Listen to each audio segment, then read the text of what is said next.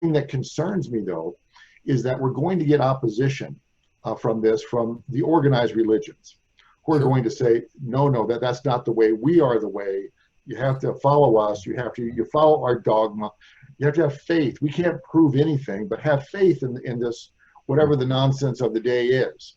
And yeah, and so Yes. it's But you know, I was at the Vatican and I was meeting with the Pope's senior theologian, Monsignor Balducci, mhm. and I'm at his quarters overlooking St. Peter's, and we had this discussion, and there wasn't tissue paper between us. There was no separation in our views. He actually completely accepted everything we've just been saying. So I think that even in the most hidebound religious orthodox orders, there is it's a process of education. It's a process of sharing. And what I have found in meeting with a number of people from all walks of life is that people really are ready for that. But it has to be articulated. It has to be made universal so it doesn't become a shtick of this cult or that cult or this, you know, whatever it is, or this organized religion or this thing. And this is the real hard part of it. The reason I've kept my own operation very decentralized is that I want everyone to be empowered to be their own force as a team making contact with these civilizations, but also in sharing. I'm very, very suspicious in top-down structures around spirituality and hierarchies because they inevitably get corrupted. Now, it doesn't mean that they're not educable. They are educable. So when I've had meetings with people at that level in various organizations, I found that they're actually much more open. And even in the what I call the cult of conventional scientific orthodoxy, and they can be just as fanatical as religious people, by the way, saying so as a doctor and a scientist. But you know, when I had this meeting with the CIA director, he was sort of a functionary, but his wife was the chief operating officer of the National Academy of Sciences. And she was at the meeting with my wife and our host and his wife. So she asked me, very interesting. He didn't, the director of the CIA didn't even think to ask it, but she looked at me, she says, how are they communicating across the vastness of interstellar space? And I'm a young doctor, and I'm thinking, oh God, do I tell her the truth and lose all credibility? No, really, this is what's going through my mind. I understand that that's the Or I mean, this conundrum. is the freaking CIA director, right? Or do I tell her something that's some scientific sounding pablum about black holes and bullshit? And I go, no, I'm going to tell her the truth. So I told her, I said, at the speed of light, 1% of the distance through our own Milky Way galaxy, which is one of trillions of galaxies, that's 100,000 light years across is our galaxy. 1% of the way is 1,000 light years. And 1,000 light years, it means a electromagnetic signal from your phone or anything else. It took It would take 100,000 years to get there. 1,000 years to get there, and it would be another 1,000 years to get the answer back. So it's the time since the birth of Christ to say, hey, how you doing? Oh, I'm doing fine, honey. That's how long that conversation took, is 2,000 Earth years. So what I told her is that the speed of light is too damn slow. So we're dealing with civilizations that understand the science of consciousness, the technological interface with thought and consciousness, and they have devices as well as innate capabilities to interact at the level of the conscious field, which is non-local and not limited by the speed of light, as well as thought, which the quanta of thought are instantaneous. And she looked at me, and I thought she was going to laugh me under the table. We were having dinner at this home, surrounded by Secret Service.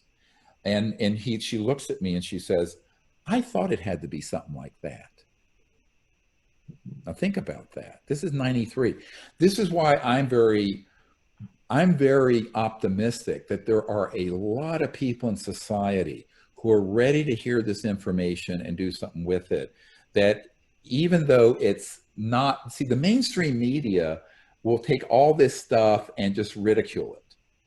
But in reality, people in very high places in religion and government and science, I have meetings with people like that virtually every week. And I find that they are very on board. The problem is everyone's afraid of being ridiculed. We're all kindergartners afraid of ridicule. So, I'm one of these strange characters. I really don't care if someone makes fun of me. It's fine. And I'm very thick-skinned about it, and they can call me any name they want, and I couldn't care less. But most people who are in these high positions in society, they're looking around to say, oh, am I going to be ridiculed? Is the New York Times, working on behalf of the agency, going to write a thing about I'm Senator Moonbeam or something and make fun? So what I find is that the higher up in society you go, the more those people, even though they're completely on board with everything you and I are saying, they're terrified of taking their risks. reputations being sullied by the media attacking them like a pack of hyenas. And so I have compassion. Actually, I've had enough meetings at that level where I really understand what they're afraid of, because I was never had any official position anywhere, and I'm an emergency doctor rattling around taking care of trauma and stuff. But I mean, I wasn't like some big official at some government agency or a senator or whatever. So I'm not excusing their cowardice, because that's what it is. I'm not excusing the cowardice, but I compassionately understand it. But those of us who are ordinary people like myself, we can do this. Interestingly, I had the head of Army intelligence say to me, you're lucky because you're free. You can do these things and we can't. So I tell the public, you don't know how lucky you are, because you're actually not in a position where your whole life and career could go into ashes because you step out of the box that they want us to stay in. And this, I tell people, thank God for that. And so that's why I guess I'm very Jeffersonian in the sense of we the people. I kind of feel like we the people have to embrace our own power and not expect the elites to do it. The elite, and by the way, there has been no big progress in human history that was led by the centers of power. It always came from left field. Mm-hmm. It always came from the fringes, always. So I tell people we're in good company as pioneers in consciousness and space and a new civilization, and to embrace that. Don't be afraid of it, and be thankful that we are pioneers and can be free to do it.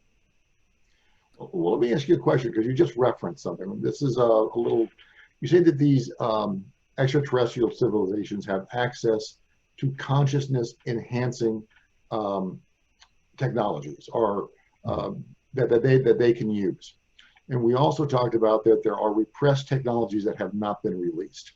Yes. Are you aware of any consciousness enhancing technologies that have been developed by our government or by other contractors, if you will? Oh, yes. I mean, in fact, in the early 90s, when I first emerged at that level of dealing with people like the head of Army intelligence and people like that, I had a man who had been an early electronics genius in 1950s, when I was probably a twinkle in my father's eye, who had developed an electronic headset that actually was eventually bought by a front company for the CIA, that you could put on, and it was electronic, but it would enable people to get into a state of consciousness to seamlessly see with consciousness remote places. So it was an electronic consciousness assist program. And I think that he had it pretty well perfected in 1956, 57. So those have been studied. The other thing I've been briefed on, I have a man on my team who was in the old Murray Hill Bell Labs facility working on, it was a sphere that looked like about the size of a soccer ball, maybe a little bigger, that was this very complex metallic sphere that had come from an extraterrestrial vehicle that we had downed. with our electronic warfare systems. And this was a communication device, but it turned out it was a communication system that could interface with thought and consciousness. And the people in the lab, this is a true story. This like sounds like something out of Twilight Zone or the X-Files, but it's 100% true story. This device communicated mentally in thought to these scientists, and the ETs knew that the general overseeing this device wanted to figure out how it worked, but for very bad reasons, for very weaponized reasons. And the device started sending messages to the scientists saying that this is what will happen, please destroy me. So they put this device in some kind of powerful electronic, like a microwave type system, and basically hit the button, and it sort of, the very last thing the scientists heard coming out of the ooze was, thank you. But it was all mentally, they all heard it. Now, of course, the general was furious. The cover story was they accidentally hit the wrong button and destroyed this thing. Now, you know, I have the full particulars on the place and the people there, but what I'm saying is that, yes, so this has been a subject of, you know, there's been the energy and propulsion research. The part of the research that has not been talked about much in these circles is the work that's been done on consciousness, electronics, and devices that interface. And the ETs have two type of systems. One I call, they're sort of reverse versions of each other. One is technology assisted consciousness. So that would be like this device, a technology that assists your own consciousness at seeing or projecting thought or doing something remotely. And then there's the reverse. There's consciousness assisted technologies where, like, the occupants of these interstellar vehicles, their bioelectric and conscious field will interface with the navigation and guidance systems directly. So the consciousness is interfacing with that technology. So there, I call it TAC and CAT, is technology assisted consciousness. And then the reverse is consciousness assisting technologies. And those technologies are very intrinsic to any interstellar civilization, because by definition, a priori, if you are interstellar, you have to go beyond the speed of light. When you cross the resonant field frequency of matter, light, atoms, what have you, you have crossed into these dimensions that are increasingly conscious and thought realms. And the mystics used to call them astral, like your body of light when you have an out-of-body experience, or when I was 17, I died and had a near-death experience. So what I tell people is that that is actually scientifically reproducible. And so the advanced civilizations that we're dealing with and making contact with through our CE5 contact teams, that's why we're using all these concepts, because that's their central operating system, just like ours is electromagnetism and cell phones and all that. Theirs is this next level over. And I think, you know, unfortunately, by the time you and I were born, this was all understood. And we've been living for 2/3 of a century in this sort of blackout of science and information. And unfortunately, that means we've all been miseducated by having this knowledge withheld from us. And that has held back human evolution. I would use the term mal-educated. Yes. Mal-educated. We've been, you know, educated to our own self-destruction. So it's there's bad intent behind it. Mis indicates an ineptitude. Mal indicates a bad intention. So bad I think intention. We've been mal-educated on a It is a bad intent. Yes, you're correct. 100% correct. Yeah. So, but you know, where do we go from here? How do we inspire people to take a look, you know, we can't make anyone do anything. They have to choose to do this. They have to choose to want to participate, to choose to want a part of it. Right. How do we attract the horse to water, so to speak? How do we get people to want to try this, to you know, I mean, I am on fire with this. I have been since I was a little kid. I wanted to get into space, explore the greater universe. But not everybody is so motivated, and we're swimming against a strong upstream current coming from the bad guys who want to hold us down. So remember, we only need that 1%. So Oh here's yeah. the point. Remember that at that 1% point of conscious awareness and action and intent, everything shifts. This is this whole morphogenic field concept Rupert Sheldrake talks about. So I think that the 100th monkey effect. So Yeah, that's yes. I think that's very important, because if we have to remember, this is not an election where you need 51% of the vote. All right. We don't have to get 51%. We have to get that 1% or so. But to do that is completely doable through network and social media, trying to find people who are supportive. And I tell people, if you're curious about this, the sort of the background for disclosing this information, I did a documentary that came out 3 years ago. It's still on Netflix. It's called Unacknowledged. And it's had about 650 million people see it globally. The next one that came out just recently is Close Encounters of the Fifth Kind. Those two documentaries are sort of primers that would bring anyone up to speed. And then the next thing would be to practice what's in the app, where it goes through the process of meditation, but then connect with people of like mind. I think one of the problems is people feel very isolated.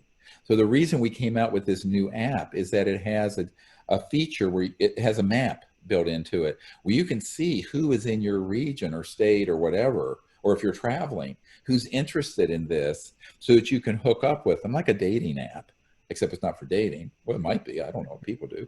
Not TMI. I don't want to know. But but you can use it to find other people, like-minded people, and form groups to study this issue, to go out under the stars and make contact.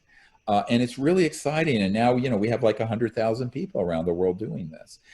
So what we need to do is that we need about 3 million people in America doing it, and about 80 million people globally, which would be 1% of the 8 billion. And that's a big jump, but that's why I'm trying. Well, a lot of people are wondering why I've suddenly pivoted from doing all this stuff in classified briefings for people, as a sort of pro bono thing I was doing, to doing these feature films. I said, we've got to reach mass consciousness. But remember, we're blacklisted. What I'm doing is blacklisted by the New York Times, the Washington Post, CNN.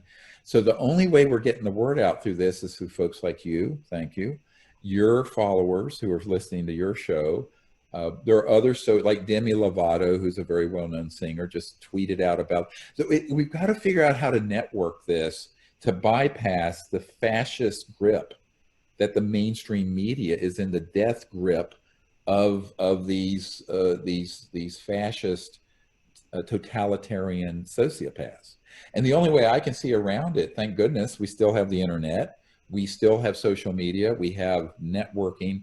So I think people have to understand that it needs to be person to person, heart to heart. But with the internet and social media, we can reach. 10 years ago, I couldn't have done what I'm doing now. There wasn't even YouTube barely functioning.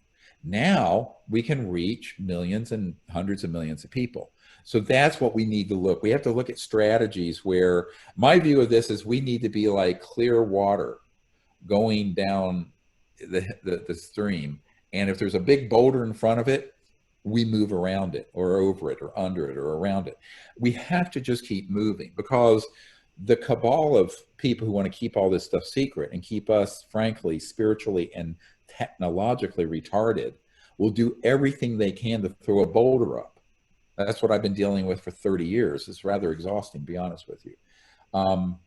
The only person who knows what that's been like is my wife, who we're about to have our 41st anniversary. But it's very difficult. But what I find is that the public, I have great faith that the public can understand these things. I believe people innately can understand these subject matter, but also the concepts and the practice and consciousness better than we give them credit. I think they did a study with Noetic Sciences years ago with Edgar Mitchell, who I sort of mentored on this subject. I took him to the briefing I did for Admiral Wilson, the head of intelligence for the Joint Chiefs of Staff. And his organization commissioned a study that found that 25% of the United States population were called cultural creatives, meaning they were interested in consciousness, meditation, new thought. That's 75 million people. So we need to be able to find ways to network with those folks, because I think there are a lot of people who are honestly quite ready for this knowledge and information. What they need is also instructional. Okay, I understand this intellectually. Now, what do I do? Mm-hmm. But imagine if millions of people started going out under the stars in this meditative state, connecting to these interstellar civilizations in consciousness and thought, the effect that would have in your community, but also cosmically. It's the power of that. I can't even begin to express how powerful that is. And people need to understand that is the innate power of humans coming together in a positive way. Usually we're all united when there's 9/11 or a riot or something negative or a new war. I'm saying we need to find a way to come together in a way that's exciting, that is motivating for something that's beautiful and positive. And that's why, frankly, I'm trying to put this information and tools out to the best that I have the ability to do. Again, remember, we have no corporate funding or support. This documentary, I want to thank, if there's anyone listening who contributed, was crowdfunded. So we just asked for donations. And we also didn't have, the distributor doesn't pay any money to get the word out, to do marketing or anything. We had to do all that. So, and that cost us $200,000. So I tell people, you know, this doesn't happen just by a Ouija board wiggling your nose. You've got to organize, and that, but thank goodness we've had about 5,000 people, almost 5,000 people, donate to the movie and the getting the word out on it. We call it the 1% campaign. And if people can go to ce5film.com and can see what we're doing with crowdfunding. And there are all kinds of incentive gifts you get when you contribute. And the donations have been from $3 to $101,000 so far. We've raised about $866,000 so far for the production of the movie and its marketing and distribution. Now, that's not a big budget. I mean, obviously, big Hollywood films, a small project is $5 million. But it's what we can do now. But we can multiply the effect of it by word of mouth and through social media. So I think people need to take it upon themselves to organize themselves as CE5 contact ambassadors. And I tell people, you know, there used to be, Carol and I used to talk about, there was this organization, Physicians for Social Responsibility, in the 70s and 80s, that were doctors who went over to the Soviet Union to create a rapprochement and a dialogue in the darkest days of the Cold War. Well, now we need citizen ambassadors from Earth to these other civilizations, but understanding that their paradigm of communication isn't knocking on your door or necessary. You know, we have to understand the paradigm of an interstellar civilization going beyond the speed of light through other dimensions, and the phenomenon that accompanies that, which we don't go too far into in this movie because you can only cover so much in 2 hours, is gone into more in the app, the training app, because there's all kinds of unusual phenomena that happen. For instance, well, what specifically? Well, here's a great example. One time we were up in the mountains in California at the base of Mount Shasta, and we were doing the remote viewing and the meditation. And there was an object that was seen up near the peak that was a spherical diamond light that appeared and then vanished.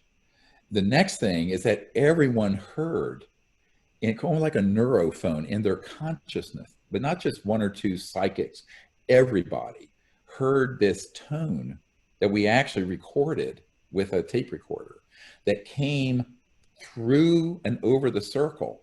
But as it moved over the circle, and it was this very complex cosmic tone, everyone in their mind's eye saw a spherical object, a sort of gunmetal gray spherical object, silvery, that they could see in their mind, but wasn't visible to the naked eye, that floated right over us.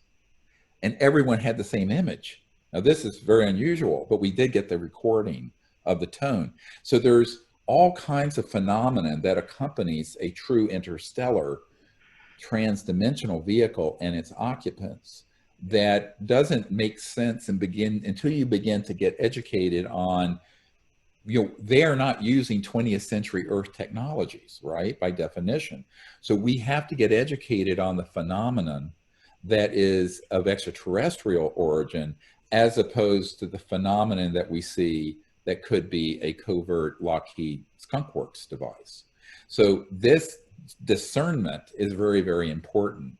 Unfortunately, with COVID, I haven't been allowed to do any expeditions with groups of people, which I wanted to do this spring and summer and fall. But people can begin to experiment with this on their own.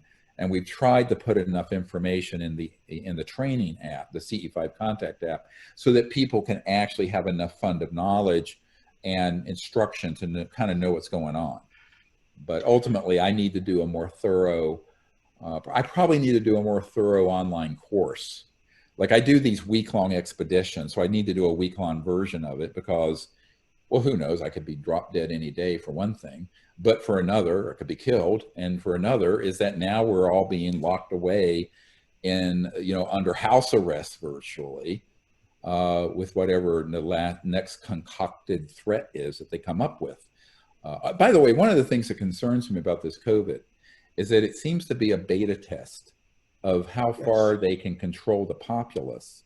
Yes. How compliant will they be? Kind of irrational edict coming from a state, local, or federal authority, whether or not it makes any scientific sense at all. There's this a fascinating guy named Tony Robbins who put together a team of Nobel Prize winning scientists and doctors and what have you. And one of them, Dr. Levitt, made the comment that the response to this has been, quote, anti-scientific. This is a Nobel Prize winning scientist. And so, one of the things that has concerned me from March until now, or February, and by the way, the people at the Army Biowarfare in Fort Detrick have all told me they knew about this thing in December.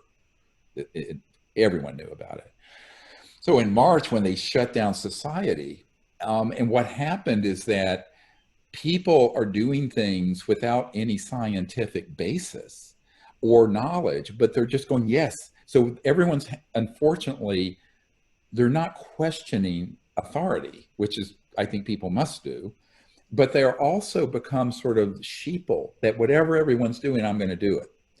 And I think that's a way that this sort of super state, this covert group is trying to see how far can we control the populace, and will they go along with any anti-scientific thing that sounds scientific but is not, and it sounds rational but it isn't, while we don't do anything meaningful to contain the outbreak. For example, a lot of people don't know this. If you are under age 70, the risk of death from COVID is 0.04%, about the same as the flu. Now, the elderly population with comorbidities, very high risk, and this virus spreads at 2 or 3 times the rate of the flu. But instead of putting a hermetically sealed protection and support around the high risk population, we tried to lock down all of society, but left the high risk population semi-permeable, we'd say in science, which meant that we had half the deaths in America have been in nursing homes and places because we didn't do the things to protect the most vulnerable, while at the same time spending trillions controlling all the others. So one of the problems is that if you were to do, I call this murder by bureaucrat, if you were to write a script for ensuring the maximum number of deaths and the least effective thing to do, it would be what we've been doing, frankly. As a doctor, I'm telling you this. On the other hand, what's being left out with the myopia of academics and government bureaucrats is that the number of deaths related to the lockdown, cancer deaths, opioid overdoses, suicides, people not getting cancer screening, people not coming in for heart attacks, strokes, is about 5 to 10 times the number of COVID deaths. This is a fact. The UN even is admitting that globally at least 100 million people are going to die due to how we responded to the virus, not the virus. So This is one of these things that if you're actually a public health person concerned about the public health, you wouldn't just look at one metric, COVID deaths amongst the elderly. You would look at all of it and make a rational series of risk-benefit decisions that would be rational. That didn't happen from December until March, or even till now. And you have to ask the question, why? One of my concerns is that people just going on almost a Pavlovian sort of knee-jerk response is going on automatically with what authority figures are saying are kind of a test to see when they roll out this alien threat. And I've talked to Carol Rosin about this, is this is sort of a test to see how far can we actually brainwash the public to do things that are anti-scientific, anti-rational, ineffective, but everyone goes along with it. And, there have been some of the social media sites that have said, if you state anything on the site that contradicts what the World Health Organization is saying, we will ban your site. Well, two questions everyone should ask anytime there's something like this is, who benefits? Why now? Yes, those correct. Those are two fundamental questions everyone should ask themselves. And the answers will appear most evident to most people. Yes. My next question for you is, how many distinct interstellar civilizations have you had contact or communicated with? It's in the dozens, perhaps hundreds. Remember, I've been doing this with teams for 30 years. And what's interesting, in the last 3 or 4 years, there are civilizations that have appeared with their craft and beings. There are a couple really interesting photos in this documentary, one of which is this triangular shaped head being that healed this. There was an elderly man who had had a hearing loss since he was a child, and that ET being eventually healed his hearing. But we have a photo of this being, but some of these civilizations are just now being introduced to humans through CE5 contact teams. And so the number is growing. So it's not a static number. I know that people who worked on the NBC teams, the biological and nuclear biological chemical containment teams, that was one of the covers for ET spacecraft retrieval, where they retrieve the bodies and the craft. One of the members of this team said that back in I think it was late 60s, they had documented around 60 different civilizations. I'm quite sure it's much, much higher than that.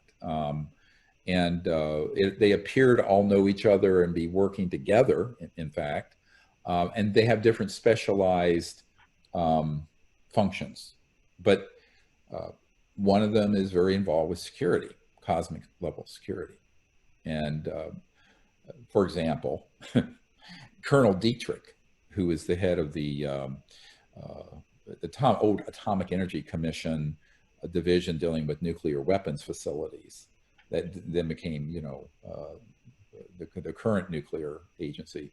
He, in an interview we have, and it's on our YouTube channel, stated that every single nuclear weapons facility, processing plant, missile silo, etc., had been surveyed and also overflown and had reconnaissance by these ET spacecraft, because they're very concerned that these weapons could not only lead to the extinction of all life on Earth if used on a large scale basis, but also they had begun doing some ridiculous experiments. For example, one of them was that they adapted an ICBM, intercontinental ballistic missile, and fired it to the moon, and they were going to detonate it on the moon. Well, the ETs, as that missile went exo-atmospheric, left the atmosphere, the ETs took it and neutralized it. Now, what I just described is a factual account from an eyewitness, a person, a colonel who was involved. And I have other people who've been involved with similar events. If you look at Professor Jacobs' testimony, who's one of our disclosure project witnesses. There was a test out of Vandenberg Air Force Base where they sent a ICBM up, and it got intercepted as it went exo-atmospheric, and the ET craft came around and with some sort of laser or some kind of thing just basically neutralized it. Now, if you are in the National Military Command Center and you hear this report, you're going to think, oh, these ETs are hostile.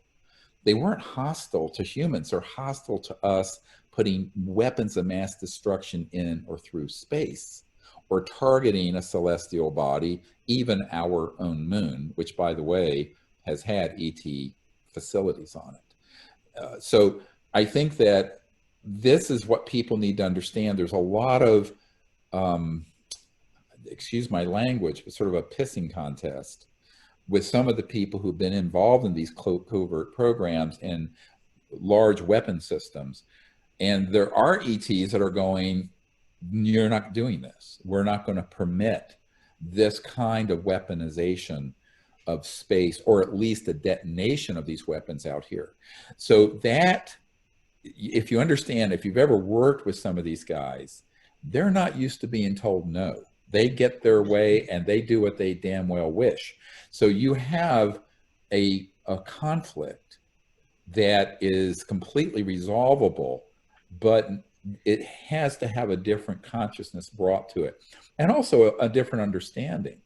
Because what they did with Ronald Reagan, and I suspect they've done this with Donald Trump as well, is that they brought people in who presented false information about the alien threat, which is why Ronald Reagan, it's in our documentary, Close Encounters of the Fifth Kind, where he says, you know, wouldn't my job of creating world unity be easier if we had a common alien threat to unite against?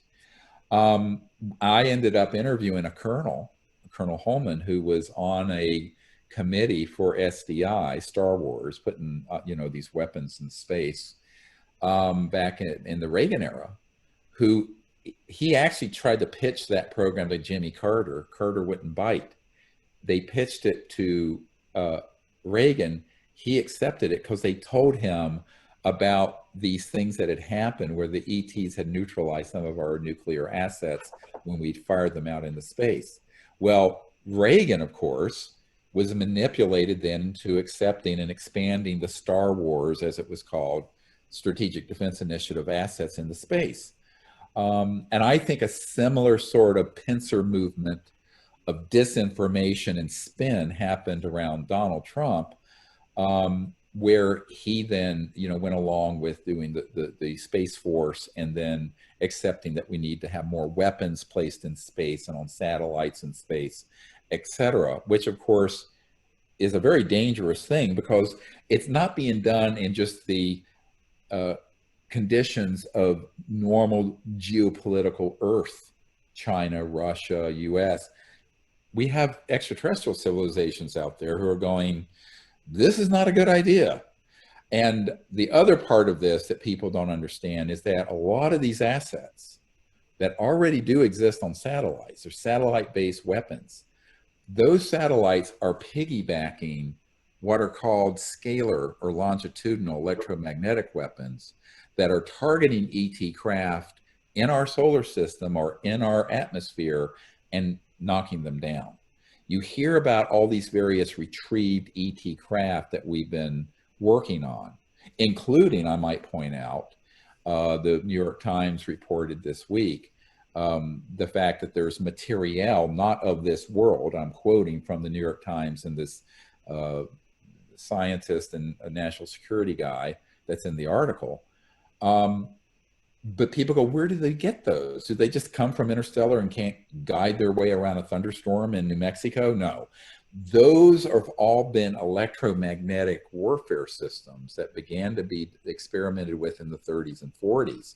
But by 1947, when Roswell happened, we had one that was effective enough that when these three ET craft were checking out our nuclear weapons storage area at Roswell, it was the only place in the world where we had nuclear weapons at the time, the 509th Bomber Squadron there.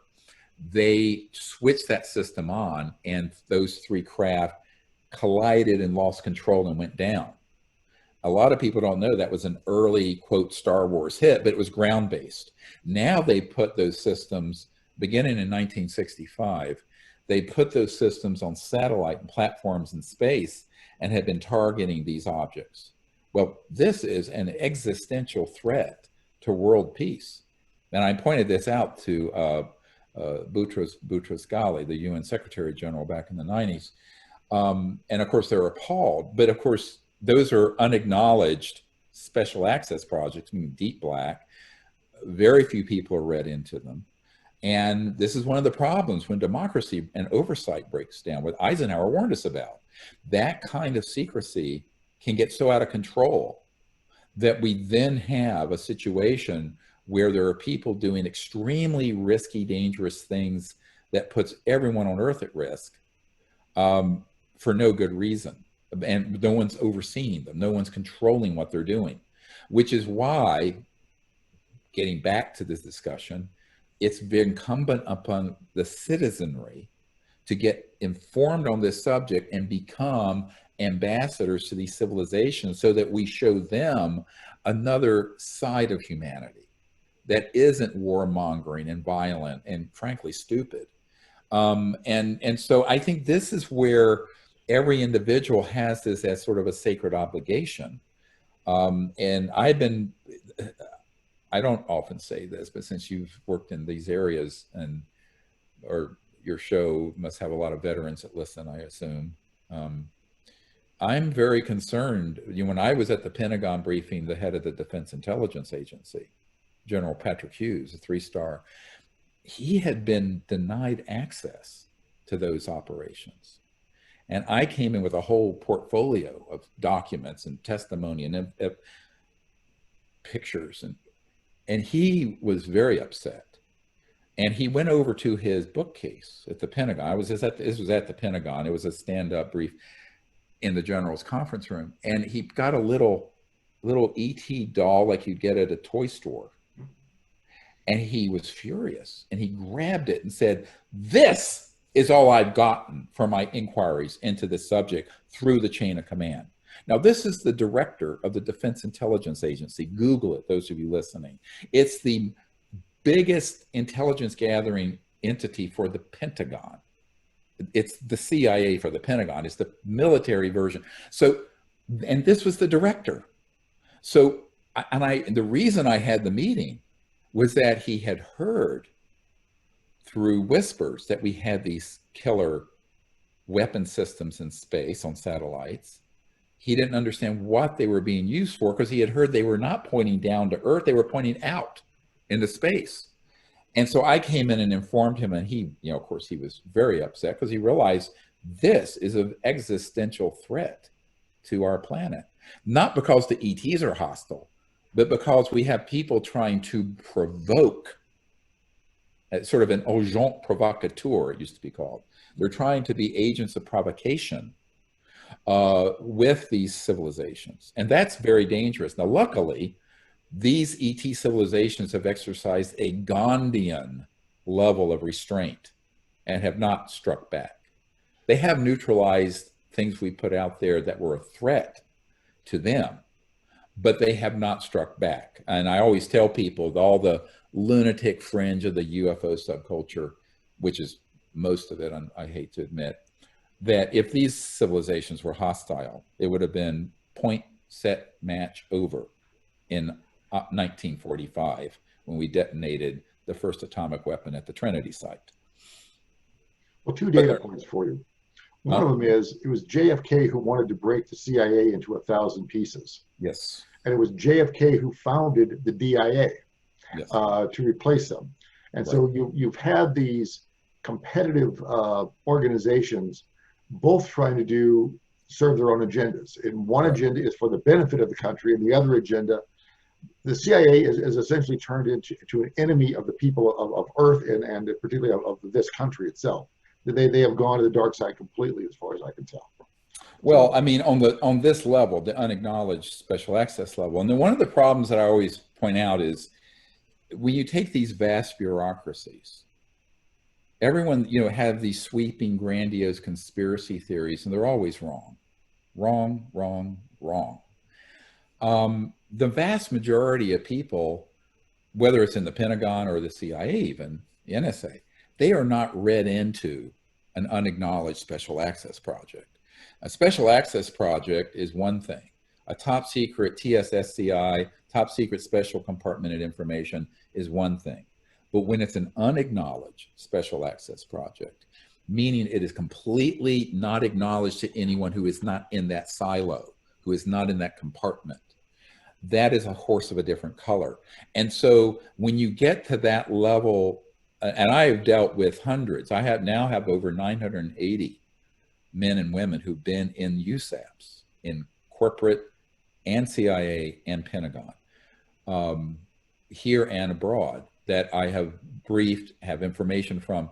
What I tell people is that some of them, I'll give you an example. There was a man who recently surfaced who had been in the sub-basement of the Pentagon in what's called the TMO, Technology Management Office.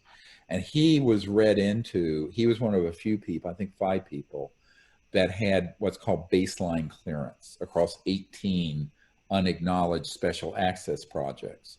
And if people want to find out more about that, there's a documentary called Unacknowledged. You can see it on Netflix or on any site. But what's interesting is that he had been a career Army guy. He left the Army, became a civilian, and he was then pulled in to this unacknowledged special access project. And he said his entire career, he had never heard of an unacknowledged special access. He didn't even know they existed. So I think that there is, a lot of people don't realize this architecture, let's call it, the structure of these secret programs. They're extremely sophisticated.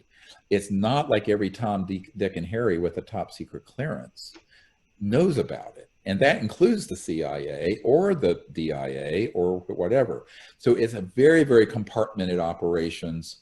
And of course, lethal force has been used to enforce secrecy around those operations. So luckily, all the people working with me are under an umbrella of protection, which means that we have extended a force directive so that anyone who comes forward is protected. And since 1998, 22 years, no one who has come forward to my group has ever been harassed, called, threatened, nothing. And I'm not going to say why. I will just tell you it is effective. One of the things that people overlook is that a lot of these technology development programs have been embedded into private corporations. They may be publicly traded, and they're completely free of government oversight there. Correct. And the board of directors may not even know about it. But they're in these corporations. They've got a mandate. They're going forward with it, and yes, these things are happening. And there's, like you said, no oversight, no control, no nothing. They're out there on their own doing what they will, yes, with impunity. That's right. And well, that's what happened with the Lockheed Skunk Works. Mm-hmm. You know, we have a letter. I don't know if you know who Ben Rich was. He was the director of the Lockheed Skunk Works. Yes, I know who he was. Yeah, he's the guy who said we now have the ability to take ET home. Yeah, but I have a handwritten letter from him, mm-hmm, to one of his friends that I acquired through a contact, and it's in his handwriting, and he states, he said, and this is 1986. This is 34 years ago, and in the letter he states. And it's in this documentary, by the way, The Close Encounters of the Fifth Kind. And it states there are 2 types of UFOs. Ours, and theirs, we're making, and ET. And this is in his handwriting, and he acknowledges it. So what I point out to people is that, but he called UFOs, quote, unfunded opportunities, because there were a lot of things he saw that could happen for the public, and it wasn't allowed. So Ben Rich and many of these people, but even Ben Rich as an administrator director was not read into all the compartments. So underground, in the underground facility out in the high desert out near Palmdale and Edwards, there's something called the Cube, which is the state-of-the-art Lockheed Skunk Works facility. I have an engineer who's worked in there. Um, and of course, Northrop Grumman, my uncle's old company, have similar facilities. Boeing does, Raytheon. There are a number, EG&G. But I think what people have to understand is that those operations, if you approach them, if a government entity, like a government committee on the Congress, they'll say this is trade secrets. If so, if if a government entity tries to get in there, oh, it's a trade secret. If a private entity tries to go in, oh, it's classified government. So what they do, they play this sleight of hand, where no matter how you approach it, whether it's FOIA, a congressional inquiry, a public inquiry, they can morph like a chameleon or whatever, change colors, change whatever, and rationalize denying access. I know a guy who's one of the auditors with one of the big four auditing entities that was auditing my uncle's old company, Northrop Grumman. And he said basically what happened at a certain level of clearance, they just basically said, you have to accept our word for what we're doing here because you don't have a need to know. This is beyond your... So a lot of the accounting that's done, they just rubber stamp it. It's whatever these corporations say they're doing. And as you know, one of our disclosure project witnesses had worked for Science Applications International Corporation, SAIC. And she testified to the fact that she was in an office that was sort of a storefront where millions of dollars came in. They would gin up fake reports to go back to the Congress and the Pentagon. And the money went through the back door into an unacknowledged special access project that was a black project. And she saw this and she's testified to it. So that kind of stuff goes on all the time. It does. Well, let's we tell people where they can find your new documentary, and let's promote that. And then how can people get in touch with you and support you financially in any other way that you need? And finally, anytime you want to come on this show, you have open access. We will get you back on. We will promote you. We will help you with this cause any way humanly possible. Thank you so much. Yeah, well, the unacknowledged, Close Encounters of the Fifth Kind documentary you can see on iTunes, Amazon, Google Play, all those sites. It's not yet on the free streaming sites. And then the app, the training app, you can get at the iTunes, the App Store and the Google Store. And it's called CE5 Contact is the name of it. And that will train people completely to be able to do these contact protocols. I tell people if they see the documentary Close Encounters of the Fifth Kind, it's going to show you a lot of the phenomenon and amazing things that have happened. And the reason we included so much footage and photographs from events from our teams where I wasn't there is that I want people to understand that what we're doing is not anything special to my abilities at all, that any conscious human being can do it. So my goal is to move this information and knowledge out so that I'm irrelevant, frankly. And the more relevant I am, the better off the world will be. So in terms of being able to go forward with or without me. So that is something everyone can do. We have a website called Sirius, SIRIUS Disclosure, Sirius like the star system or the radio channel, SiriusDisclosure.com. And it has all the information and links to our YouTube channel. We have like 70 top secret military people's testimony up there. And they can follow me on Twitter as @Dr. Stephen Greer. We also need help with more whistleblowers, people who have been in these projects coming forward, giving us information, documents, etc. And of course, we very much need funding support for people who want to go to contribute. You can go to ce5film.com and make a contribution. And there are different gifts people get, depending on their level of donation. So those are things people can do. I would say the number one for people to do is to get educated on the subject and just give this CE5 contact a try. People are shocked. I love telling this story. There was this guy, just a regular bloke who was a truck driver, lorry driver in Croatia. And he had got this app, the CE5 contact app, and he was doing it. So he pulled over up in the mountains and took to take a rest at a pullout, and he was practicing it. And suddenly an ET craft materializes to his left. He writes it to our website to tell us this. And it materializes and floats across the cab of his truck and then dematerializes. And he wrote us and said, this really works. I see it really does. And it wasn't like he had spent 20 years in an ashram doing yoga and all that. He just was doing this stuff. And I tell people we're having these kind of reports coming in from every country on earth. Every country on earth have teams doing this now. So if enough people do that, that will be the equivalent of a denial of service when you're doing a computer thing, where it will overwhelm the covert government's ability to suppress all this information because the ETs will respond. Now, they may respond in ways that you don't expect if it's not safe for them to be 3D, because a little caveat here, the more they're in full 3D, the more they can be struck, all right? Yeah.